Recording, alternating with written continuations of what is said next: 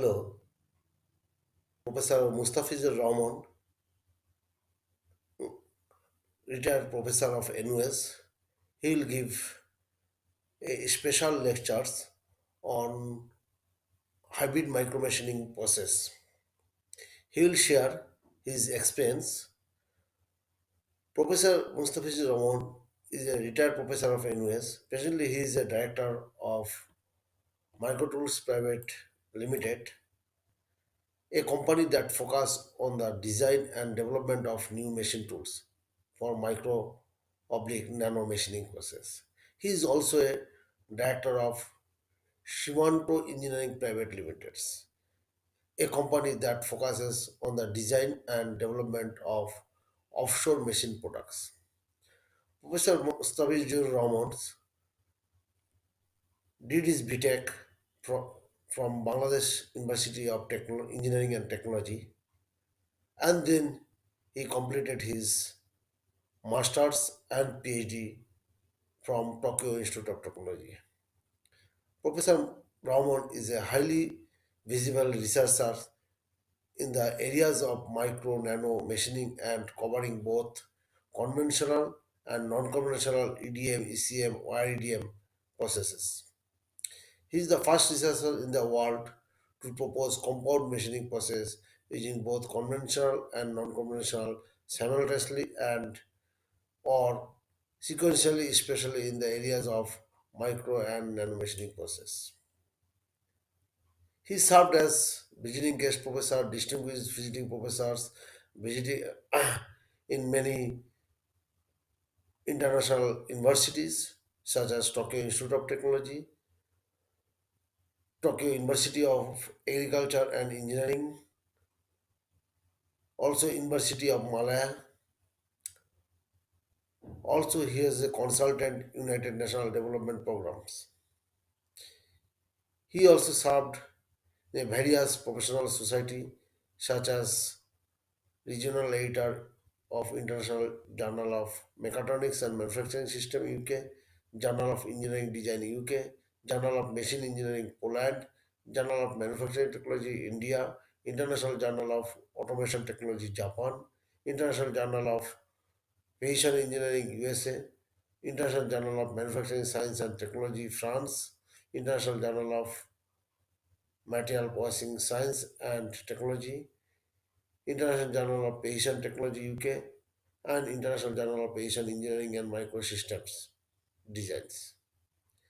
He is an author of more than 250 international journal papers and more than 150 conference papers. He has more than 1800 citations. So Mustafizur Rahman is a renowned professor as well as renowned researchers. Now, I would like to request Professor Rahman to give his presentation. Professor Rahman, please. Okay. Yeah. As you know, I'm quite old now. And I was talking about machining. Then I started speaking about micro machining, which was very new. And in the world, everybody know micro machining is Rahaman because I introduced it. And recently I moved into nano machining. And while I was doing micro machining, I had to develop the machine for micro machining. And then when I started nano machining, there were machines for machining, but those machines were not up to my expectation. So I had to develop a machine for nano machining. And all this whole story, I'm going to share with you. The reason being, if you look at my title, by the way, feel free to ask me any question anytime you want. Okay. What all these I try to do in my life, I try to remain relevant. And I try to keep myself relevant.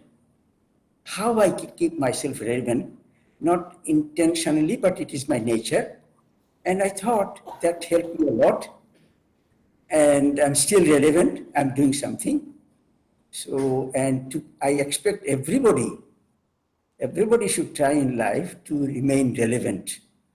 whichever way they can keep themselves relevant. Otherwise, you see, when you retire, many of us become irrelevant. People don't ask you any question. People don't listen to you. And you think life is boring. And a lot of people get sick and ill when they retire. But by the grace of God, I'm still keeping myself relevant. And how I keep myself relevant, that story I'm going to share with you. And that I think the basic word we should all remember is innovation. Wherever you are, you need to keep yourself relevant. And only if you have a creative, innovative mind, then only you can keep yourself relevant. So that is what I'm trying to explain to you. And for every individual, knowingly or unknowingly, we try to keep us relevant. This whole story I'm going to share with you slowly.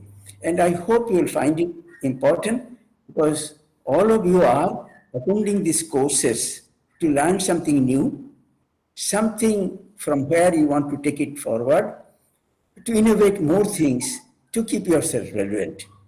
So I hope this talk may be very useful to you. If it is not useful, I'm sorry, but I thought it is useful. And let me start my story.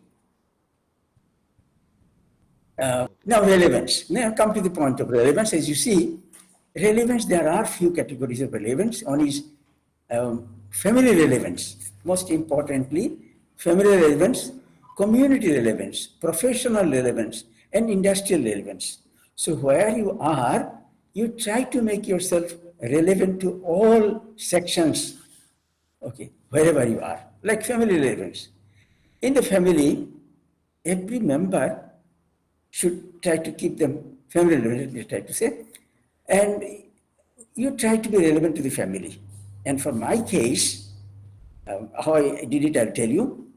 And when you are not relevant, you will feel it because if you are a father, your son says, "Oh, my dad is useless," that is your life is hell. So you'll have to be relevant to your children. You'll have to be relevant to your wife, so that everybody says, "Oh, my husband, my father, my grandfather, he's a wonderful guy. I can listen to him. I can go for advice to him." That way, you become relevant to the family. And how I became relevant to my family, I belong to a large family. We are 11 brothers and sisters. And I was the second one. And I was always teaching them. I mean, wherever we had no tutor. My father didn't get any tutor. I was a free tutor for everybody. Even for my father, when he became old, he wanted to have some new projects or something. My father was a teacher, so he would always discuss with me. So I feel I'm lucky that I was always relevant to the family. And please try to do that. That is most important. Every day you come back home, your wife and children should be waiting for you. If they are waiting for you, then you are relevant, and you will enjoy it. Now, community relevance, which is important. Wherever you are, living in a community, and you should be relevant. Okay. Let me explain to you. When I studied in Japan, I learned Japanese very sincerely because I wanted to, unknowingly, I wanted to be very relevant to the Japanese society. So, and if I cannot talk their language, if I cannot speak to them in their language, I will never be relevant. So I took it very seriously. That is the advice given to me by my professor. I learned. My professor was very happy to say that I speak Japanese the way Japanese do it. Okay. Now, coming to Singapore, when I came here, I found I'm a foreigner from Bangladesh. Chinese people are living, Malay people are living, but my main community was Bengali community from West Bengal and Bangladesh. How can I prove myself relevant to them? How can they say, yeah, this Rahman, Mustafiz Rahman is useful for us, we need him. And I thought of many ideas and many things. Finally, one day it came to my mind that our children coming here, as you know, in Singapore, a second language is compulsory. So they had to study either Tamil or Malay or Chinese. And none of these languages were their mother tongue, and they are very unfamiliar with all these. So I dared to take an attempt to approach Singapore government to allow our children to study Bengali as a second language. And Lee Kuan Yew, the very tough man, was the prime minister. He ridiculed us, saying that, oh, no, no, no, who will teach Bengali? Why Bengali? Learn another language. But luckily, we insisted and insisted. He said, okay, I give you a school campus, primary school campus. Every Saturday, your children can go and you teach them whatever you want, but no recognition. I say, okay, that's fine. Let's start teaching them. So in 1984, he gave a campus. We started a small Bengali school with 17 students. And there was no recognition. And it has grown slowly. In 1994, his son, when he became prime minister, he called us and said, hey, 1.5 million budget is given to all the Indian languages. Because once we started our Bengali language, all other communities in Indian communities, like non-Tamil communities, like Urdu, Hindi, Malayalam, all other, there are Punjabi, other four communities came in, joined with us, and all got recognition. We were given fund of 1.5 million, and the funding is increasing. Our language is recognized for education. Bengali and all other four more languages are recognized as second language, and our children can take the exam, and that number grade is counted. And without the second language, they cannot enter into university. So now, when I'm an old man, but when it comes to second language, I hope everybody remembers me and respectfully remembers me. I'm very happy, I'm very pleased. Okay, this is one example of community relevance. So wherever you are, please try to remain relevant to the community. Okay. Coming to professional relevance, wherever you are, after graduation, you'll be working. And when I came to NUS, let me not go back to my Japanese relevance anymore. When I came to Singapore, I joined NUS. As you know, those days, NUS was not even known. When I joined in 1982, hardly any people knew about NUS. But now, as you know, the status of NUS, because they recruited people from all over the world, and I was here from Japan, and I, like-minded, I gathered a lot of people. How can you move NUS to a status that everybody will recognize it and appreciate it, and we will also become relevant to NUS. And first, then it started, NUS was very dynamic, funding was very good from government, we were lucky. But for me, to become relevant to NUS, what I'll have to do? I'll have to get promotion. If I don't get promotion, stuck in lecturer, that means I'm irrelevant. I'll have to get students for my research. I'll have to get research grant.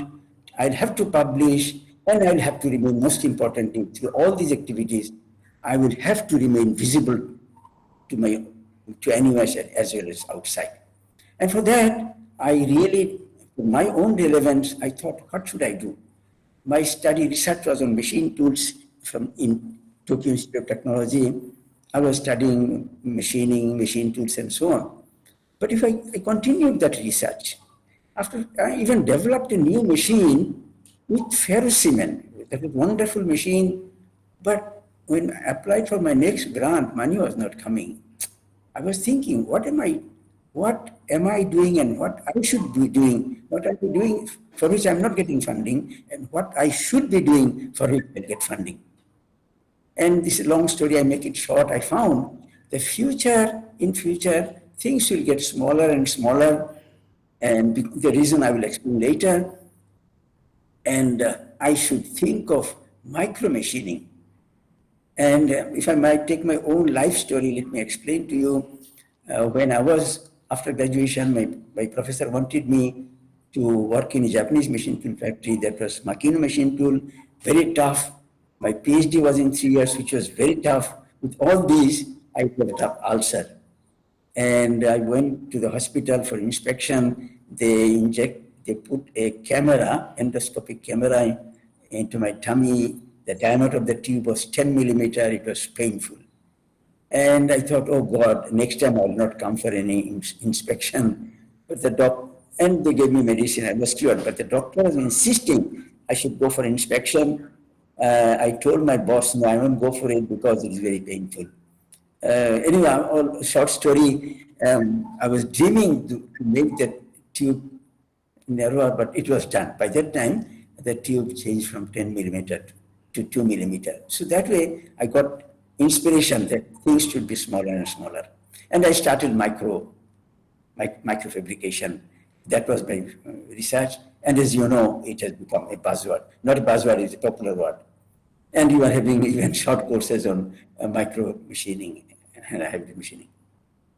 That way I brought large amount of funding to NUS, and Singapore government was giving funding, EDB, A-Star. Even I got from Hitachi Japan, Mitsutoyo Japan, Moriseki, Makino, and so on.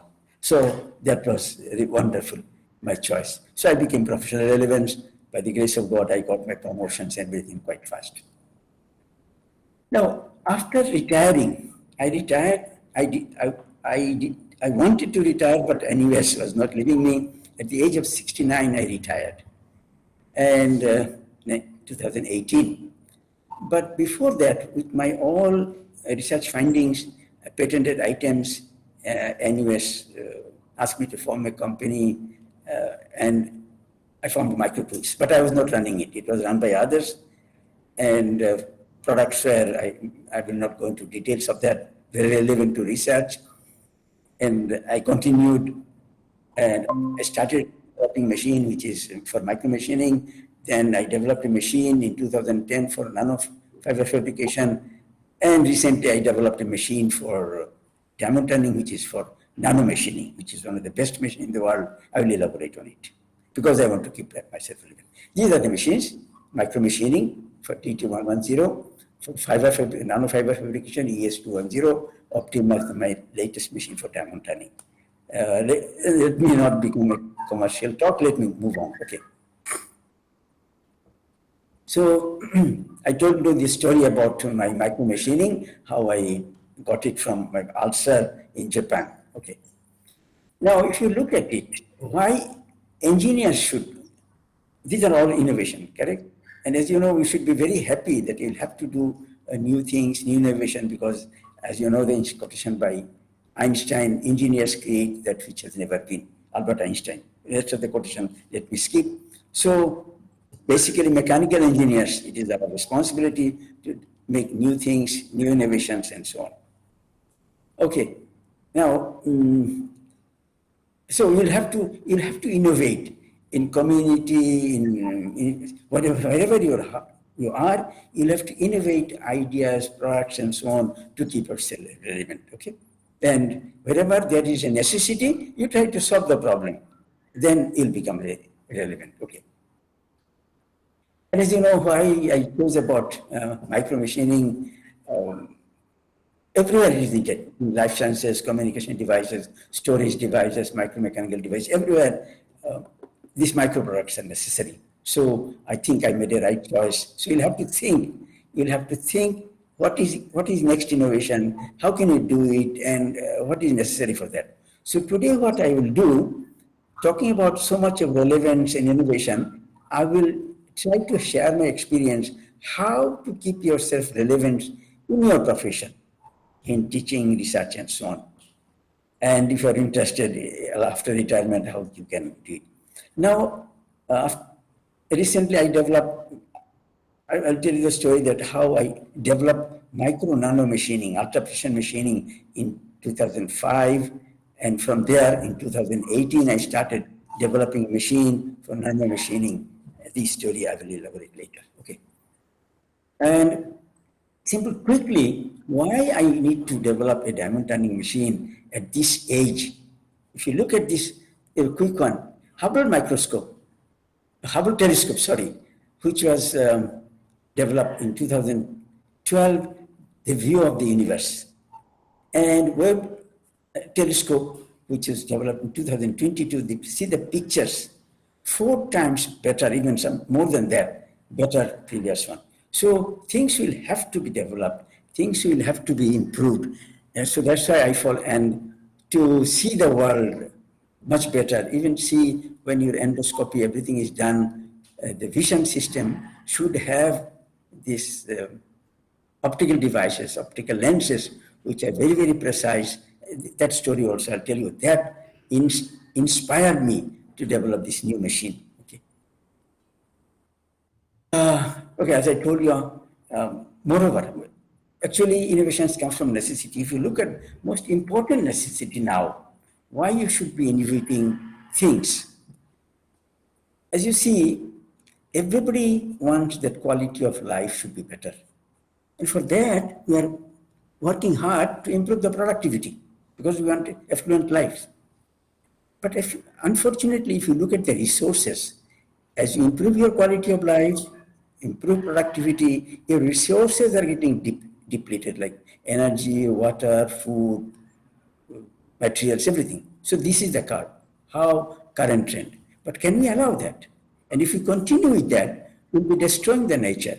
If we destroy the nature, another COVID may come, something worse than COVID may come, because we are fighting against nature. We are destroying the nature. We cannot do that. And resources are not unlimited. So we will have to, as engineers, as I told you, Einstein wants us to do it, we'll have to change this trend of spending of energy. We'll have to change that trend leftward, or we'll have to keep it complete straight upward. Okay? And to do that, as you know, we'll have to see how can we make things, how can bring quality of life, improve productivity without spending extra energies. And that is where it comes, production is to be made smaller and smaller, and function should be more and more, precision should be more and more, and then comes engineers, mechanical engineers mainly, to make the things smaller and smaller, better and better quality, higher and higher precision. So the challenge on our shoulder. You'll have to innovate. You'll have to innovate. And very quickly, I'll tell you there are two types of innovation: a revolutionary innovation, and another is evolutionary innovation. Revolutionary innovation is should be able to break the current trend or belief and set a new trend. What is that? Look at this. If you look at this picture here, in 1980, all these gadgets, television, radio, camera, all these gadgets were 1,400 kg. And these are all disconnected technologies. And all these things were integrated into one product. Can you tell me what is that product? I hope all of you know it. A smartphone. 1,400 kg had become 200 grams. And it was done in 2011. And I'm very happy to share with you my experience. I said, it's a breakthrough, something breakthrough. Now, I'm very happy to share with you, when I started machining, developed micro machine, I did not have all these ideas. I thought it is necessary, okay? And now, milling, turning, laser, EDM, wire EDM, you name it, all these machinings, here if you take them about 7 machines, it will be about roughly medium size, 8 tons, 8,000 kg. But all these functions have been integrated into a product, which is a machine which I developed in 2003. It weighs only 1 ton, 1,000 kg. I did it earlier than Steve Jobs, but I'm not claiming anything. Unknowingly, I developed this. I thought, why people should spend so much of energy? Yet, none of these machines can make a product of micron dimension in nano accuracy. And this machine can do it. So, and it is all due to innovation. I had the idea that I have to do micro machining. For that, when I faced problem that there was no machine to micro machining, I had to develop the machining. Not only that, there was no machine to integrate all the machining. You can say machining center. Machining center do all cutting process and so on. EDM, it cannot be done in a machining center. ECM cannot be done. Laser cannot be done. So, with the grace of God, I'm really thankful to God. He gave me the idea to integrate all these things into one machine. And I'm sure that saves investment, that saves space, gives best accuracy. So think about it. When you do research, my honest request to all of you, do something new, which is useful, which is a breakthrough. Then it will be a breakthrough innovation. Okay? Revolution and evolution, I'm not going to chat that because my time, I cannot take unlimited time. Now, coming to this thing, whatever I have done, whatever you have seen, whatever others have done, that is all done. But I'm trying to summarize to you, I'm trying to inspire you how to be innovative, to think about it. Because if I talk that diamond turning machine, micro machining, nano machining, at the end of the day, you should be interested to know how, what should be the approach of a person, what should be the approach and attitude of a person to be innovator. Okay? And let me share with you again now. Okay, from my childhood, I always loved to take challenges. And I chose to swim in turbulent water. I hope I understand. And so I will elaborate on it. What was the turbulence? What was my swimming in turbulent water? I decided to go to Japan to do my PhD. And everybody ridiculed me. Why Japan? They copycat. They copying country. They copy. They're not good. And so 1972. But I decided not to go to UK or USA, though it was very easy for me because English I don't have to learn anything. And I decided Japan. I'll take everyone to my swimming in turbulent water in Japan. I went to Japan because I knew that Japan is the land of innovation. Okay? And this is first turbulence I took. And as you know, there is a famous saying, to achieve something significant, you need to come out of your comfort zone. And I'm sure you'll agree, my whole life, I'm always swimming turbulent water, and I'm never in comfort zone. I take challenges. For instance, I moved from Bangladesh to Japan, not to UK or USA. Very comfortable. I could go there easily, get a degree. In Japan, I took the challenge, went. From Japan, I was working in a company because my professor wanted me to have some industrial experience. I came to Singapore. And I'll tell you the challenges of Singapore. And then, after retiring from Singapore, I have joined Microtools. And if I tell you the story of last 2 years, what I did to develop the machine, it is an unbelievable story. But I took it and I did it. Okay. Let me start with my Japan. And I knew that Japan's transformation from rice paddy field to high-tech industries, and that inspired me. For me, Japan is the land of innovation. And adversities, if you look at it, language is different, kanji, hiragana, katakana, culture is different, and apparently actual meaning is different. Food is different because they eat raw fish, which is called sushi. One guy told me that actually sushi eating came from India because in Japan, they all use chopstick, but when they eat sushi, they use hand. That story is long. I'm not going to tell you that. Okay. Then research and education is different. Environment of research culture is totally different. That was really a challenging thing. If I have time, I'll touch on it. See, everything different, but I took the challenge. When I went there, I thought, okay, I may not be able to survive. But my professor, I'm very lucky that my professor is so good, so nice. He had no children. He treated me as his son, and I should not say enjoyed, but I enjoyed his supervision. Okay. Coming to Singapore, I agree with basic things I'll touch. When I came to Singapore, it was a land of fishermen's hub, as you know, in 1982. And now it has become a technology and innovation hub. No? And I came to join National University of Singapore. At that time, it was an unknown university. Now it is, as you know, it is number 1 or number 2 in Asia and within 10 in the world. And as you know, Singapore was this when I came, fisherman's hub. Now it is, as you look at it, it is industry hub and whatnot, commercial hub, everything.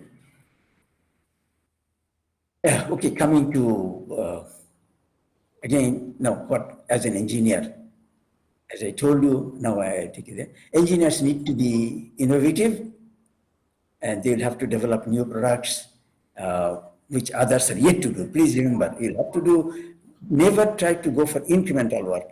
So don't claim that me too. Try to do something new. Let it be small, start from small, but something new, which others are yet to do it. And you'll have to do it by applying innovative ideas, that's why you will remain relevant. And if you do something, improving the efficiency, there again, you try to apply your innovative ideas to make a breakthrough. Okay? Oh yeah, now I'm telling you. So look at innovation. There are two types of major innovations. One is revolutionary innovation, another is evolutionary innovation. Revolutionary innovation brings technology to a new height. Evolutionary innovation enables the technology to get perfected over incremental progresses through robust cycles of innovation. Revolutionary innovation is difficult. Evolution you should try, but one day I'm sure you'll be able to do a revolutionary innovation. Just to give an example, when this first radio came, it was revolution. Okay? When first radio came, you can hear somebody from distance. Sorry, when television came, you can see somebody from distance. When cell phone came, you can talk wherever you are and you are communicating with everybody. This is revolution. But when television came, 32, then 36, 34, black and white, to color, flat TV, to round TV, and so on, these are all evolution. Okay. Now, having said that, keeping the definition of revolution and evolution, I take you to the journey. First of all, as I explained to you, you'll have to swim in turbulent water. Second thing, this is very important, positive attitude. And people with negative attitude can hardly make any good research because they always say, oh, cannot be done. Never ever say cannot be done. And there is a famous Bengali song, which is this one. Those who cannot read Bengali, I will not try to force on it. What it says that never ever say cannot do it. It cannot be done. The poem's summary is that. Okay? Then let me take you to my journey, examples of innovation in design. As I told you, when I wanted to do micromachining, I was about to give up because to do micromachining, first of all, you need a machine which is highly accurate. That means accuracy, motion guidance, so on and so forth, fine position control. Such machine, my dream machine, was not there. And process, you can say, oh, process is machining. But when you go to micro machining, it is absolutely different. And it is another world of machining which must be done by hybrid process. That is what you are trying to learn today. You did yesterday. So without hybrid machining, you cannot do successful micro machining and in nano machining as well. But again, when it comes to micro machining, the products are in micron. If you take it out from the spindle and then you take it to the lab for measurement, bring it back and reclamp it, the accuracy is gone. So you cannot afford to take it out and measure. So you'll have to have a machine which can do all the measurements. The metrology should be on the machine.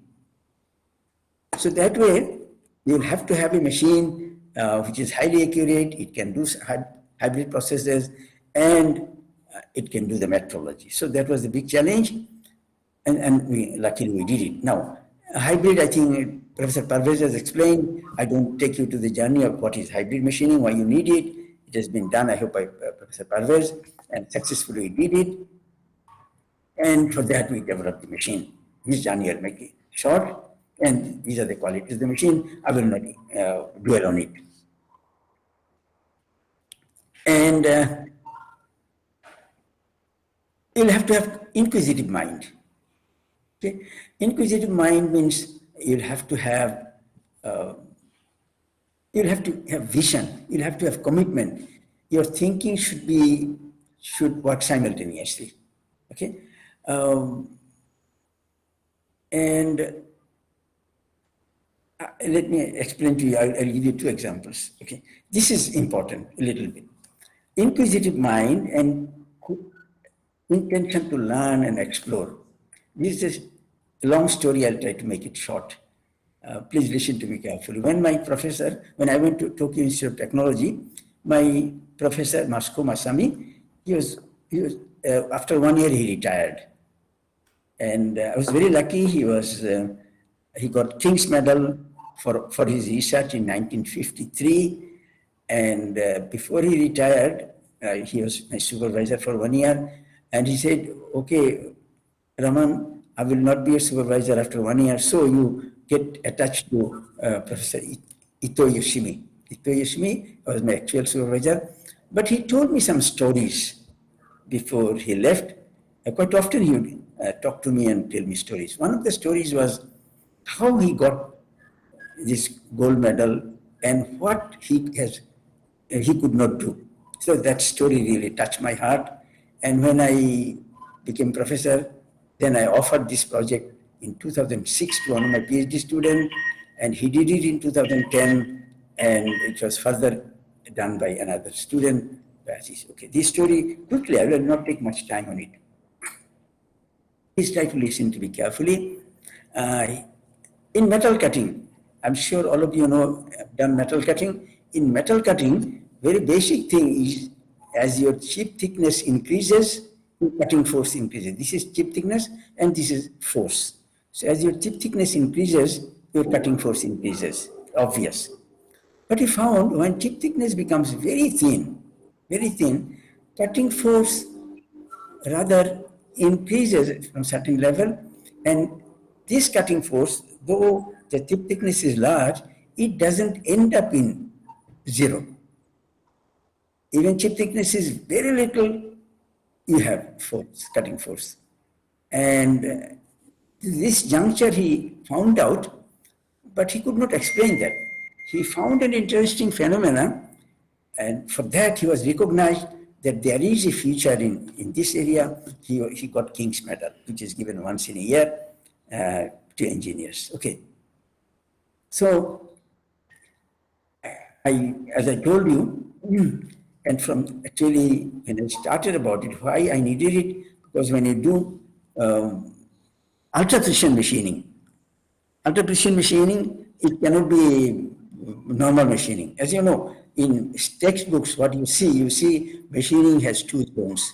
One is shearing zone, and another is plowing zone. That's all. But what in between? What is happening here? And this is all shearing. And this zone, the very thin place, is everybody says is plowing. But that's the end. No, that cannot be the end. Something is there which Professor Matsuko Matsami could not find out. He told me when I was doing research, I had some relaxed life. I was promoted. I became professor. I said, okay, the old man told me something. Why not I try to find it out, what it is? So I gave it a project to a very brilliant student, and he took up the challenge. But I had to tell him something very basic, where to start. Okay, then I said, hey, guy, I never elaborate to my students. I ask them to find their own project. I tell my stories, and from these stories, they pick up the project and they try to do it. But this story, nobody accepted, because while he was even when I wanted to do research on this field with my associate professor said, no, many people tried, nobody could solve it. Raman, don't try, you will fail. So I didn't dare to do it. But coming to NUS, I thought, why not I try this? This professor wanted me to solve this problem. That was my commitment to him. I told him, yes, sir, I will try someday.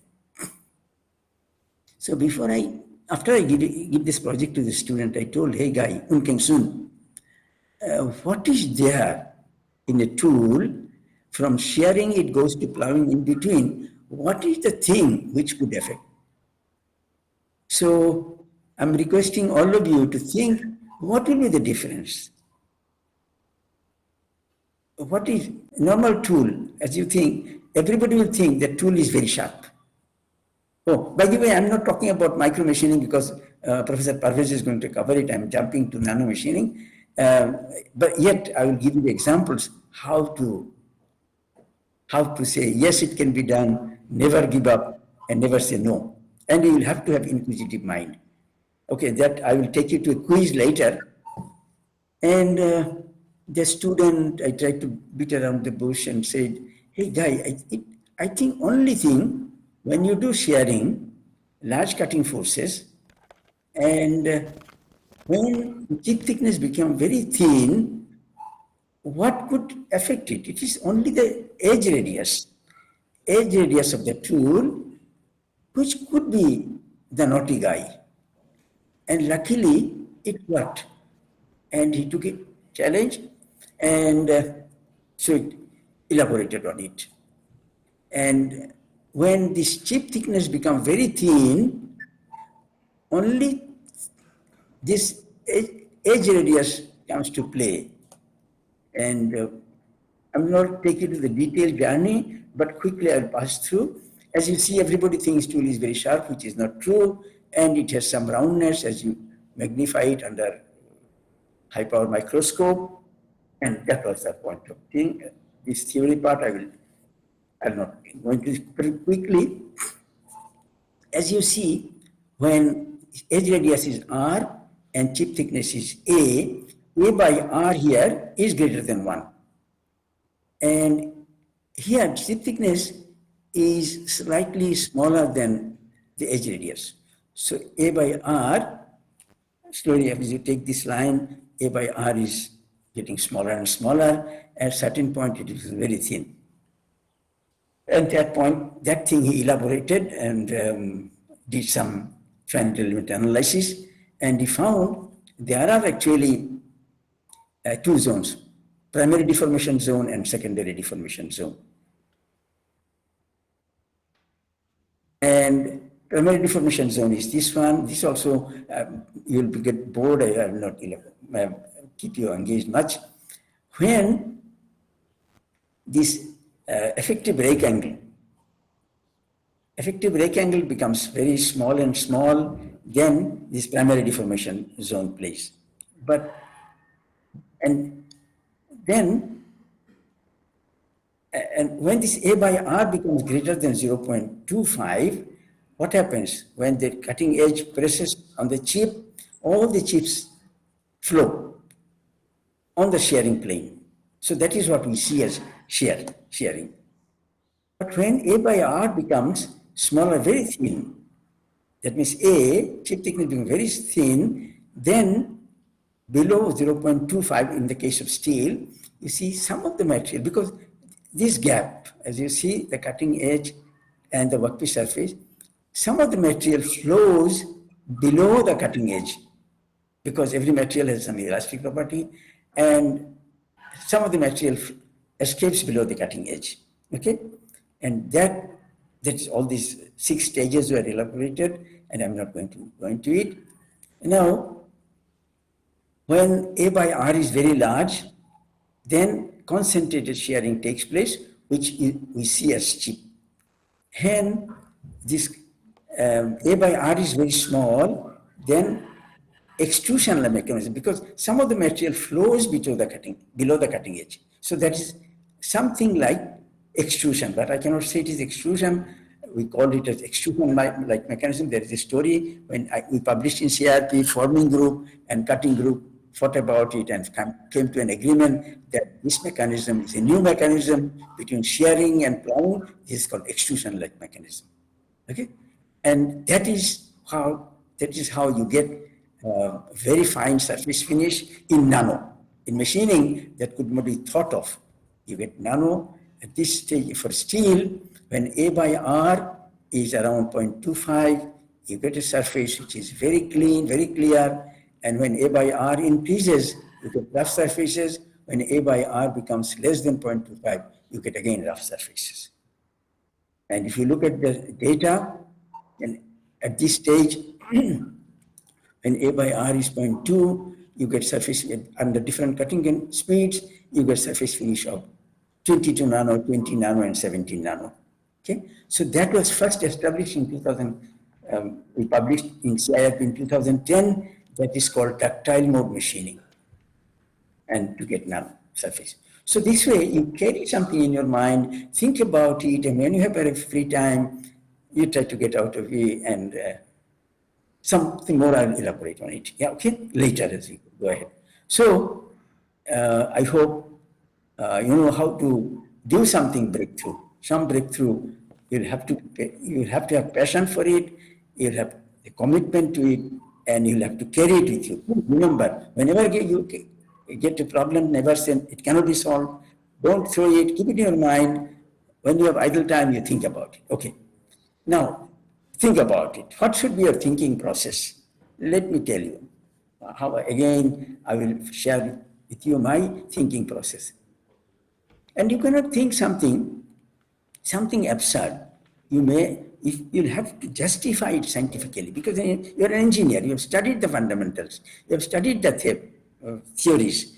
Try to, when you get stuck somewhere, you do not have a solution, think what fundamental I can apply there.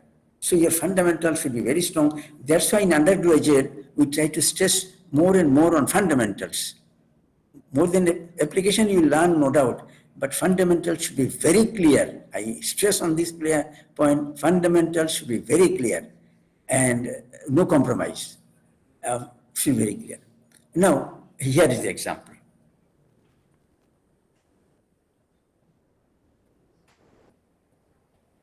Oh. Sorry, let me go back. Fundamentals should be very clear. How did I skip that slide?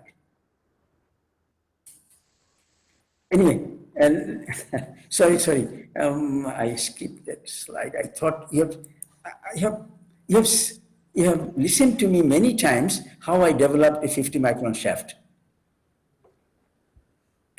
How many of you have seen my slide on machining a 50 micron shaft? I'm sorry now if I want to add it, there is no time. I thought you have seen my presentation in India.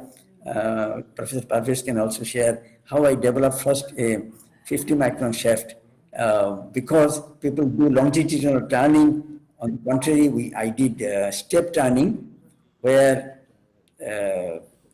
I did step turning using the fundamentals of deflection. Deflection, equation of deflection is FL by EI. Anyway, let me finish first. If I have time, I'll go back and show you the slides. I'm sure many of you have seen my slide on how did I develop 50 micron shaft, and from there. So I thought today I'll be getting only half an hour. I skipped that. Okay. Now, that is all right. Okay, later. Then you'll have to think out of the box. Please remember, when you can think out of the box, then you will say, oh, cannot be done. You always think positively that, okay, something could be possible. Something could be possible. This again, I think Parvez will cover. When I thought of doing EDM and ECM together simultaneously, people thought it is ridiculous, it cannot be done. But very quickly, I'll take you to the journey how I did simultaneous EDM, ECM. Because when you do EDM, the surface is very rough. When you do ECM, surface becomes smooth. And usually people do it in two machines, or they change the dielectric and they do it. It's a cumbersome process. I decided to add them together. There was a PhD project.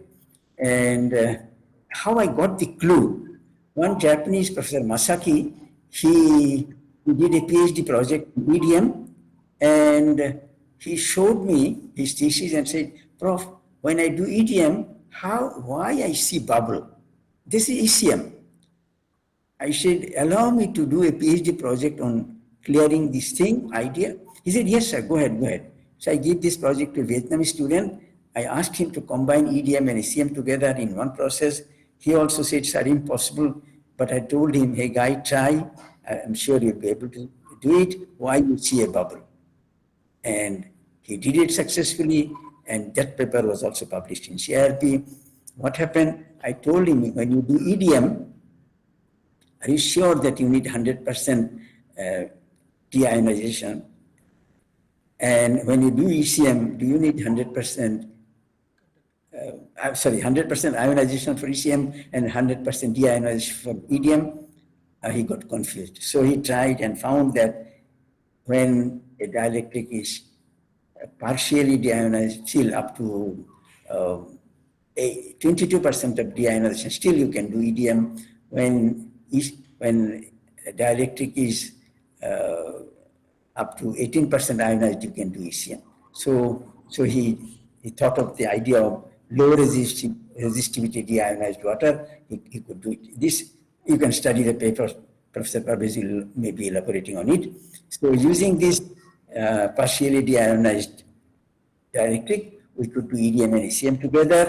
And finally, as you see, when other things I will not elaborate, when you do only EDM, you get rough surface like this. When you combine them together, you can do nano finish. And this is the graph. Okay, this red line is the EDM surface, and when you do simultaneous, you get this blue line. Red line is about 142 nano, blue line is only 22 nano. So all these things, you'll have to think innovative way, out of the box, never ever say cannot be done. Okay, now, then next thing is, a parallel processor should always be on. Please remember that. Are you clear what is that? Parallel processor should be always on. That means when you do an experiment, don't be one directional.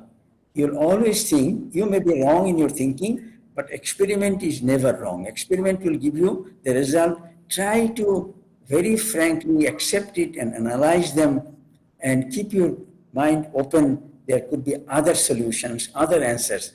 Don't be bogged down by one solution. If the supervisor tells you, or you never tell your supervisor, this is the end result. Because Einstein told, if you know the answer of your research, then it is not a research. Unknown things, try to challenge the unknown things, try to find out why it has happened and what could be the other things which could have happened. Now, very quickly, I'll take you, to all of you, to a small quiz. I hope you don't mind. I don't want the answer from you. Okay. I hope all of you are from India. My geography of India is not that very bad. So take the quiz quickly. You start a journey from Kolkata to Punjab or Kashmir, wherever you want to go, Kashmir. And you start your journey from Kolkata in a train, taking a train took about 20 passengers. And total capacity is 200. With Kolkata, from Kolkata, it went to, let us say, Dinajpur North. It took another 15 passengers, 5 passengers dropped. Then it went to Bihar, and it took 20 passengers and dropped 10. From Bihar, it went to Orissa. Orissa, it took 10 passengers and 10 dropped. From there, you go to UP and you take Delhi, and you take 10 passengers and drop none. And from Delhi, you go to Agra. Agra, you take 5 passengers and drop none. From there, you go to, let's say, what is the next state? Long journey. To Bombay, you take 5 passengers and drop 10 passengers. Then way to Madras, you take 15 passengers and dropped 5. And then from there, straight go to Andhra, you take 5 passengers, drop 5. And from there, you go to Chandigarh, everybody went out. This is the last point in Chandigarh. Now my question is, are you ready with the answer? Everybody ready to give the answer? How many stations it touched? How many of you have the answer now? I'm sure most of you are calculating passengers, passengers, passengers, passengers. And there, my question could have two answers. One is how many passengers and how many stations. So that way, when you do something, think parallelly. Okay, and next one, thinking process. You'll have to be up to date with research. How I see, when you do some research, don't just do what your supervisor has asked you to do. Study a lot and try to do something new, something uh, new, innovative. Okay. And if somebody has already done it, after you research, when you are about to write your PhD thesis, you will say, oh, somebody has already published a paper. So you'll have to be very up to date. That helps you in two ways. You will not be repeating what others have done. And if you are up to date in research, you see somebody has done and got stuck, he could not solve it. You should try to solve that problem. It could be a simple solution, like my ductile mode machining or ductile mode machining. What my professor left, I did it because he kindly helped me to be up to date with the machining research. And luckily, I read a paper published in 1976 by Dr. Lon. He published a paper that every brittle material has a ductile layer on it. I saw that paper. But after that, there was no research, nothing continued. So I said, every brittle material has a ductile layer. In that case, can I machine a brittle material in ductile mode? That was my idea. And I got a brilliant student from Pakistan, Dr. Arif. I said, hey guy, can you machine brittle material in ductile mode? He said, no, sir, impossible. I said, say, don't say impossible, maybe possible. Why don't you say maybe possible? Then since he's from Pakistan, I'm from Bangladesh, we fought a liberation war. If I just don't give him some hint, he may be very upset. So I told him, hey guy, I read this paper by Dr. Lon, published in 1976. He found that every brittle material has a ductile layer. Okay? As you see, he found that when this nano indenter goes into the it is brittle material, I think it was silicon or tungsten, I forgot, and he found that after silicon, it was after 1 micron, it cracks. And if it is below 1 micron, it springs back and there is no crack, nothing, no line even left. So he said, yeah, every brittle material has a ductile layer on it. That is what he established. Whatever is the brittleness, there is a ductile layer on it. Take it silicon, ceramic, whatever it is. But those days there was no machine to do machining. And since I had developed the machine, DT110, to do micro nano machining, I said, why not we try? And that was the reason I gave this project to the Pakistani student.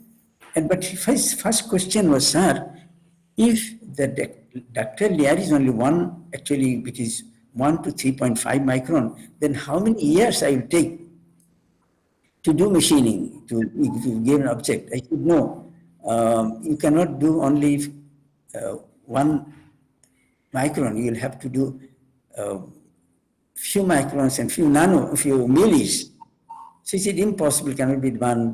Then I had to give him another hint that, have you done upmilling? If you do upmilling, you'll be able to do it. But that hint was good enough for him to do ductile mode machining of brittle material up to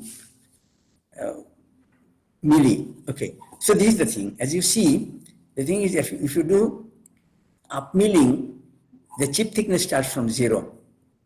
As you move forward, the workpiece is rotating and the workpiece feed is in this direction. So your chip thickness increases, and at 1 micron it cracks. Okay.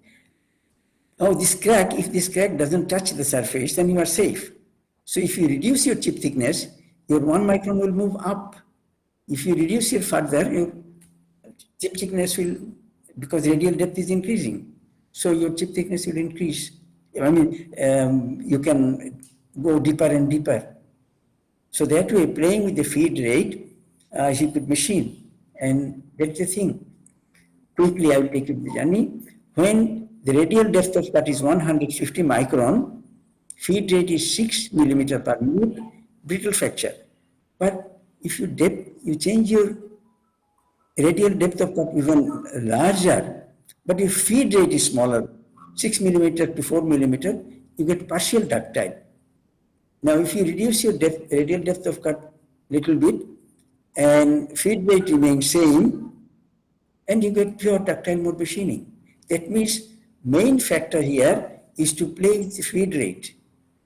That means you are moving your crack zone higher and higher with more and more radial depth of cut.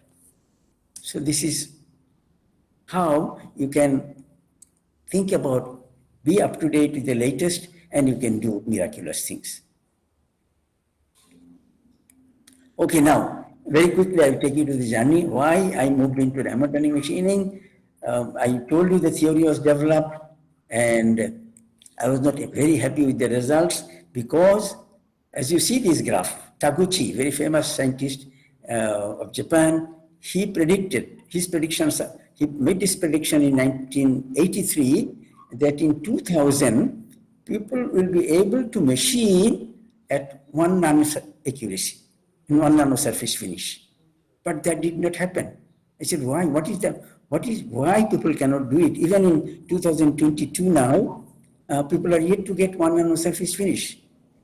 I have developed the theory. Why people do not apply the theory and do it? And people give up. They don't want to go into studies because industries are doing it. The research institutes are not doing it. So I took the responsibility developing the fundamentals of ductile mode machining, nano machining. I took the challenge and I found there are a lot of things. I'm not going into the details. Basic thing is that accuracy of the machine will decide how accurate you will be your surface. Now, thumb rule is that accuracy of the machine, resolution of the machine, whatever it is, surface finish will be 100 times. Currently available resolution of the machine is working. Current resolution is 34 pico. So if you make 100 times, you get about 3 nano surface finish. So playing trick with the cutting edge and so on, people could get 2 nano. The first thing I thought, this resolution of the machine, motion resolution, should be single digit. And there was no scale in the market which would give single digit precision, single resolution. And I thought of buying the scale and modifying it. And the manufacturer, Sony Magnet scale from Japan and USA, they refused to sell it to me. And I said, okay, I will develop the scale. I developed a scale, state of the art, and resolution is 8 pico. Mouse is not working. Voyons. Okay, so I developed a scale which has, this mouse is not working, I don't know why.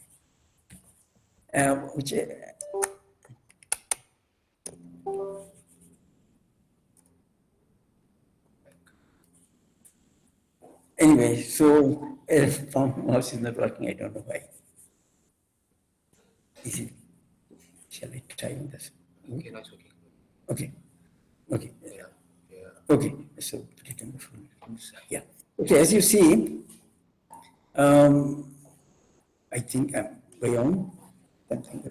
Okay. The current resolution in the market is 34 pico. So we developed a scale resolution of 8 pico.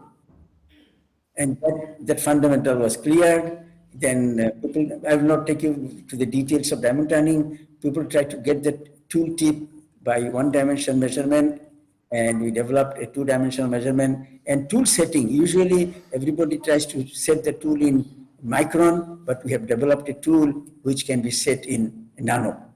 So all these revolutionary things we have been able to successfully develop a machine which can give 1 nano surface finish. And some of these features, I will not take you to this journey. And we have incorporated elliptical vibration device. That also let me skip. We can machine any material, and we can machine all sorts of mirrors. And I hope the future, my telescope will be much better than Wave's telescope. You can see the universe much better. I think I should not continue further. Here I draw my end. Thank you so much for listening. If you have any question, please feel free to ask. William? William? William? So, if the audience participants, if you have any questions, kindly directly ask to Professor Rahaman. Do you have any questions? Any students? Any participants? Okay, if not, then sir, thank you very much. Now I would like to call Professor Parvez Jahan, one of the successful student of Professor Rahaman. So I call Professor Jahan to say a few words about Professor Rahaman. Yeah, thank you very much, Professor Ashish Malik. Assalamu alaikum, sir. It is very nice to see you, and thank you very much for your nice presentation and also very encouraging presentation. So I can say that I am here today because of Prof. Rahaman. So, and also I don't know how many times I talked about you when I was presenting. Every time I'm presenting and I'm saying that this has been done by one of the PhD students of Prof. Rahaman, or this has been done, in the lab of the Prof. Rahaman. So I think I don't need to say, but Prof. Rahaman is a pioneer in the hybrid micro and nano machining research area that I'm trying to actually offer the course, and many of the study materials that I have included, Prof. Rahaman has direct contribution on those areas, and then sir is my idol. So when now I'm actually advising students, every time I always tell my wife that Professor Rahaman is my idol, and I try to think what he would do in this case, and I try to kind of go to that route. So he's not only a research advisor, but I think he's a mentor to a student's life also. When we were there, all the students felt the same way, and it is not only the students under his supervision, but it is also the other students in the Bangladeshi community, or even in other graduate students at anyways. And there are several cases where Prof. Rahaman helped students who are kind of facing issues, personal issues or professional issues. So sir is always there to help students, and that's kind of my philosophy also. I try to think the way sir used to think. So sir, again, it is really nice to see you, and thank you very much for the encouraging talk, and yeah, I wish you good health. Yeah, and Thank you for so much of appreciation. Thank you, Professor Ashish, for allowing me to talk. Okay, everybody, I wish everybody good luck. Sorry, I forgot to say everybody Happy New Year. So let me end my talk. Yeah, thank you, sir. Happy New Year. Thank you so much. Thank you, everybody. Parvez, thank you so much. I appreciate it. Okay.